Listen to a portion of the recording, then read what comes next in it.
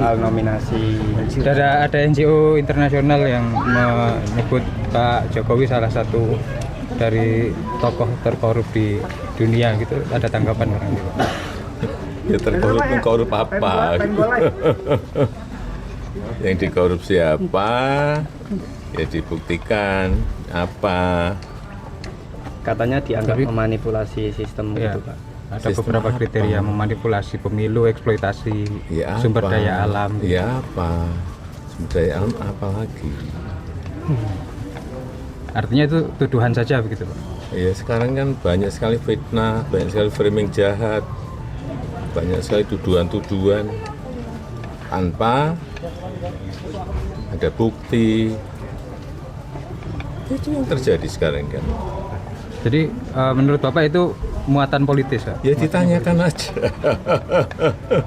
Tanyakan aja, orang bisa memakai kendaraan apapun lah.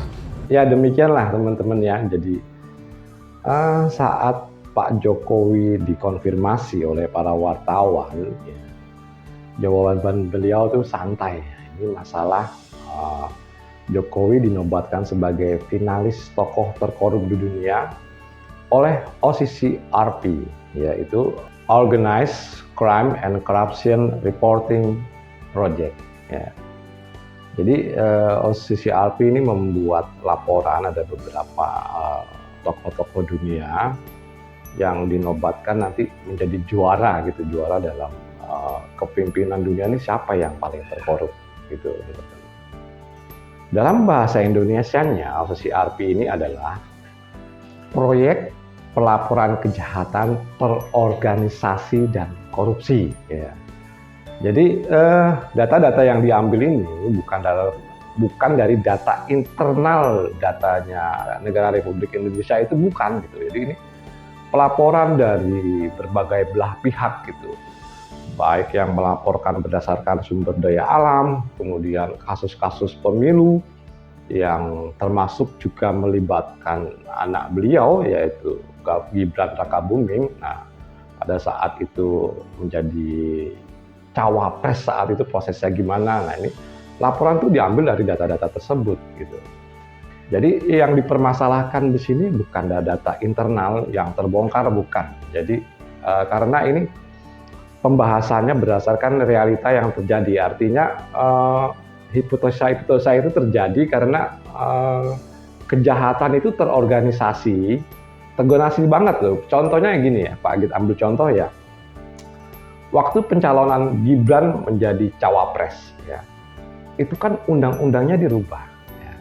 Akhirnya konsekuensinya adalah pamannya sendiri yang menjabat sebagai ketua MK pada saat itu harus lengser karena melanggar etika.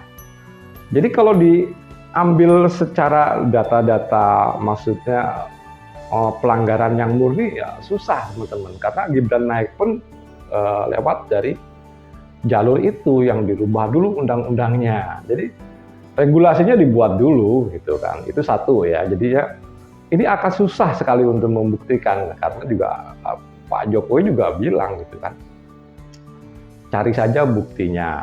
Ya. Ini susah banget kalau menurut Pak Agit karena buktinya ini kan harus benar-benar kalau secara realita harus melanggar regulasi yang berlaku. Nah, sedangkan Gibran kan tidak melanggar regulasi yang berlaku. Soal perubahan undang-undang pada saat itu yang minimal cawapres itu umur 40 tahun itu dirubah, itu kan juga tidak terbukti pada konsep regulasinya. Jadi itu dirubah baru sesuai dengan regulasi. Jadi ya mau dibilang apa ya? Ini memang secara struktur dan terorganisasi gitu. Semua regulasinya dibuat dulu, baru action gitu. Nah ini kan permasalahannya di situ. Nggak mungkin mereka keluarga Jokowi ini melakukan action dulu, baru melanggar regulasi. Nggak mungkin lah. Mereka juga bukan orang-orang bodoh untuk melakukan hal ini. Ya itu menurut Pak Agit salah satu data yang bisa kita ungkap atau yang bisa diambil oleh OCCRP, yang artinya kejahatan tersebut terorganisasi dan bersifat korup begitu. Kemudian ada satu hal lagi mau Pak Adi ceritakan. Nah, ya, ini tadi kan masalah pemilu ya, yang kemudian juga ada masalah tentang partai coklat. Ya. Partai coklat, terus pengumpulan aparat-aparat di sana dan segala macam. Nah ini sampai saat ini pun nggak bisa terbukti di pengadilan. Artinya hilang begitu saja kasus-kasus ini. Ataukah memang kalah power gitu ya Pak? Teman-teman bisa berpikir sendiri lah menurut Pak Git untuk melakukan hipotesa seperti ini. Ataukah kalah power gitu ya? Apa memang tidak ada bukti yang sebetulnya juga udah diajukan pada kasusnya Andika itu ya, Andika Perkasa waktu mencalonkan diri menjadi calon gubernur itu kan banyak yang ketangkap. Ya, banyak yang ketangkap kemudian dipublikasikan lewat mass media. Tapi apa yang terjadi sampai saat ini belum terjadi. Misalnya naiknya kasus ke pengadilannya aja belum gitu, apalagi perjalanan kasus tersebut kan tidak ada. Di situ tuh belum ada bukti real gitu yang menjelaskan kalau itu ada. Kemudian ada satu fakta ya yang kalau kita pikir ini logis gitu loh, tapi kan nggak bisa terbukti satu-satunya ini ya. Pak Gin mau cerita tentang dulu waktu adiknya Gibran itu siapa namanya, Kaisang Pangarep ya, waktu naik pesawat dia kan dikonfirmasi oleh KPK yang akhirnya konfirmasinya judulnya hanya numpang pesawat temen. Nah, numpang pesawat kok, pesawat jet pribadi ya. Kita bayangin kan mungkin yang jelas ada keuntungan di situ. Ada keuntungan yang diperoleh dari si pemilik pesawat ya. Kemudian si Kaisang bisa menggunakan pesawat itu secara free gitu. Ya, kalau mau dilihat dimintain dimintain bukti transferan, sewa dan segala macam sampai saat ini pun nggak kelihatan, nggak ada teman-teman. Kalau menurut Losio ada waktu itu dan beberapa istilahnya pengamat politik lainnya, ini terjadi karena Jokowi dengan regulasinya di 2023 itu ya mengeluarkan konsesi pengerukan pasir laut ya, atau pada saat itu yang disebut Jokowi adalah sedimen ya.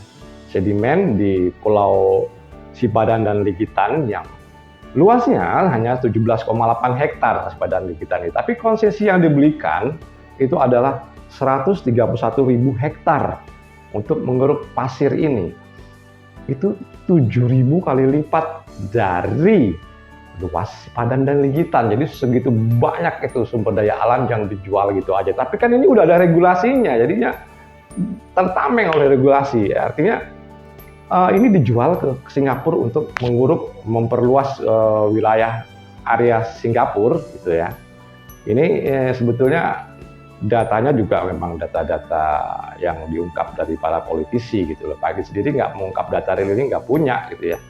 Jadi boleh dikatakan ini ya, selama ini belum terbukti ya boleh dikatakan ngomong kosong gitu. Tapi ya kita buat cerita aja lah, buat hiburan gitu ya. Jadi pasir-pasir tersebut, pasir laut tersebut atau katakanlah sedimen itu dibawa ke Singapura untuk memperluas area teritorialnya Singapura ya. Oleh karena itu Singapura itu mempunyai istilahnya agen. Agen itu adalah Gang Ye. Yang si Gang Ye ini mempunyai bisnis di Indonesia dalam tanda kutip adalah aplikasi Oren. Nah, aplikasi Oren ini biasalah buat jual beli online di situ, teman-teman tahulah inisialnya S gitu bisnisnya.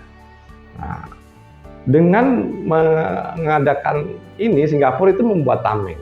Ya, jadi ini sebetulnya kerjanya intelijen gitu loh. Nah, ini ditamengin Singapura oleh agent. Nah, karena keuntungan tadi yang diberikan untuk memberikan memperbesar daerah teritorial Singapura, makanya ini fee dikasihkan oleh Singapura untuk agennya, untuk Gang Ye tadi ya. Nah, kemudian Gang Ye kan jelas berhubungan dengan segala aparat yang berhubungan dengan hal tersebut di Indonesia. Nah, jelas ini kan menguntungkan pihak dari siapa lagi kalau ketuanya dari aparat tersebut kan tahu sendiri ada presiden pada saat itu. Nah, jelas ini termasuk fee gitu. Kalau dikatakan istilahnya Kaisang naik pesawat itu termasuk bagian dari fee untuk pengurukan area teritorial Singapura. Nah, ini pun datanya kalau menurut Pak Git ya sebatas cerita para politikus gitu. Tapi entah tidak bisa dibuktikan atau belum mau dibuktikan atau apa ya.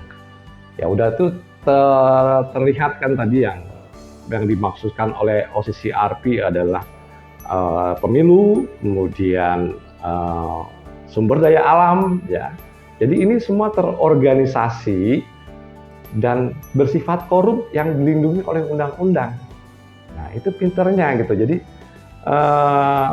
mau dibilang apa ini susah untuk mengungkapnya, termasuk partai coklat ya. Partai coklat ini juga sampai sekarang waktu itu lagi rame banget, sampai di DPR dibahas, sampai sekarang kosong, nggak ada hasilnya gitu.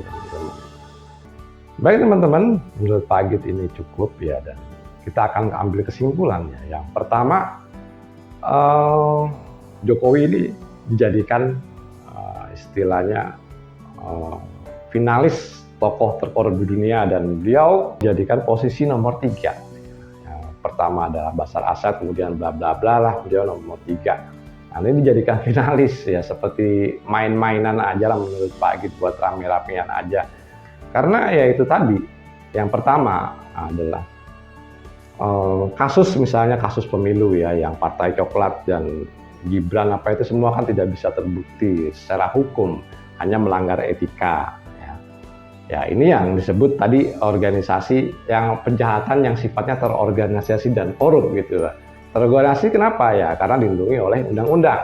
Nah, termasuk kemudian juga penjualan sumber daya alam. Salah satunya yang Pak Git contohkan tadi adalah pasir laut atau sedimen. Ya. Itu sebetulnya sudah cukup untuk membuat data-data itu. Kalau memang itu terlihat secara kejahatan tersebut dibuat secara terorganisasi dan bersifat korup. Nah, ini yang dimaksudkan OCCRP. Jadi bukan data-data real secara hukum gitu. Jadi kalau Pak Jokowi meminta buktikan secara hukum ya susah teman-teman. Yang pada saat ini pun kekuasaan itu masih mendukung beliau gitu. Boleh mau dikatakan apapun gitu ya, kekuasaan saat ini masih mendukung beliau. Dari mana kita lihat ya? Nggak mungkin lah seorang presiden mengunjungi mantan presiden, datang, diskusi, ngobrol, kan baru kali ini terjadi. Oke teman-teman, menurut Pak Git cukup sekian dan terima kasih.